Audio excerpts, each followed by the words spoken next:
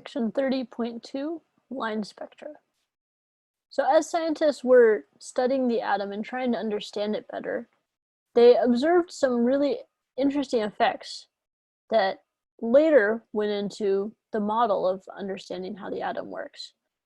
So that was that if you take a gas that's not too dense and place a potential difference across it, place a large voltage across it, what they noticed is that the gas would actually glow. It would give off certain electromagnetic radiation, light, that was in the visible spectrum. And not only that, it was very specific wavelengths. The way we can observe those specific wavelengths is by taking the source of light, passing it through a collimate lens to a diffraction grating, and the diffraction grating is going to diffract the light to different angles, and it'll be a different angle depending on the wavelength of the light.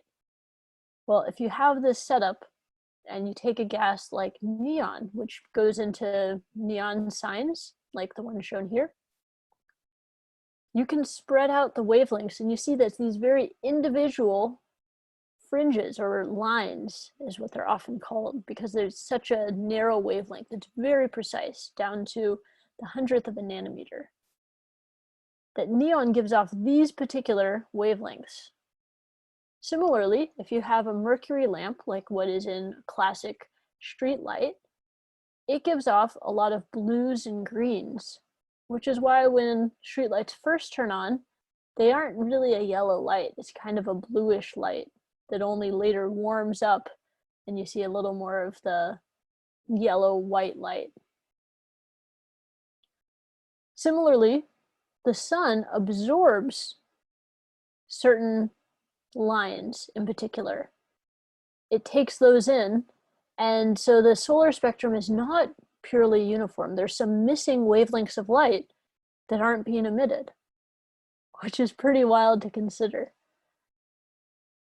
So here's another view of the neon and the mercury a little closer up so you can see those particular lines zoomed in a bit. But what was noticed is that there was a pattern, at least within a simple structure like hydrogen, that within hydrogen, those particular lines followed a set pattern where you could find the wavelength of the light with 1 over the wavelength is equal to the Rydberg constant times 1 divided by something raised squared minus 1 over n squared. So for the Lyman series, which is a particular set of wavelengths, the first number here is 1. For the Balmer series, which is the most famous because it has wavelengths that are in the visible spectrum, so you can see the light as it comes off, that first number is 2. So it's 1 over the wavelength is equal to r times 1 over 2 squared minus 1 over n squared, where n is any integer bigger than 2. So starting at 3, going all the way up to infinity. And then the Paschen series starts at 3, and the n is any number greater than 3. And so it produces these larger wavelengths because we're looking at a larger subset of the wavelengths. And so it was noted that, hey, these spectra, the light wavelengths that we see, follow this pattern. That's pretty cool, where r is just a constant that's 1.097 times 10 to the 7th inverse meters. Sweet. So with this observation, we can check for the Balmer series with an example. So it says, find the longest and shortest wavelengths of the Balmer series. So a few things you want to be thinking of. As soon as you hear Balmer series, that should tell you right off that one of the n's is going to be 2.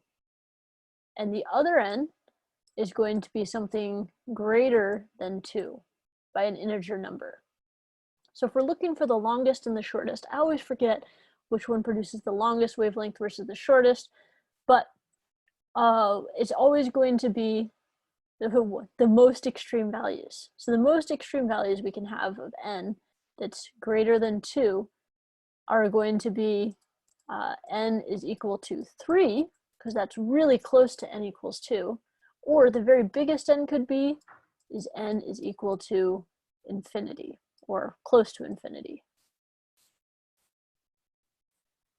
And so those are what we want to hold on to. Once n gets big enough, once it approaches infinity, when we take 1 over n squared, we can think of that as 1 over a really, really big number squared, which we could call 1 over infinity squared. And as you look at the limit of approaching a number that's infinitely big in the denominator, that's just going to go to 0.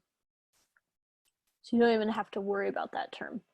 With the n equals 3, it's going to become 1 over 9. So that's what we want to think of, right? That we start with n is equal to 2 because it's the Balmer series, and then the other value is going to have to be larger than 2. So let's check out the solution here. Right, so sure enough, we have n equals 3 as one of them, and 1 over n squared is equal to 0. That's looking at the biggest number possible. And so when n equals 3, that's a really close difference to n equals 2. So it produces the longest wavelength because it's the smallest energy difference we'll see. So if you plug in your Rydberg constant, 1.097 times 10 to the positive 7 inverse meters times 1 over 2 squared minus 1 over 3 squared, you get this number. And notice, be careful here, number is going to come out in terms of inverse meters. That's a clue to you that this is not yet your wavelength, right? This is only 1 over the wavelength. So what do we have to do at this point? Well, we're going to have to inverse both sides in order to get the wavelength itself.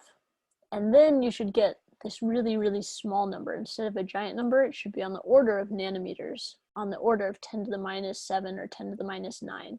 So this one's 656 nanometers.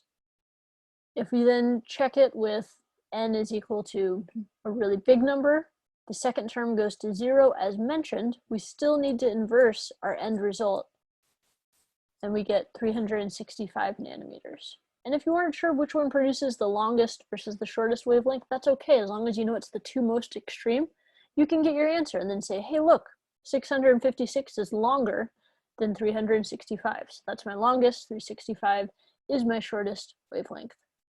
So there we have it, an introduction into line spectra. This is purely experimentally based at this point, but it turns out we're about to see a theory that matches this really closely.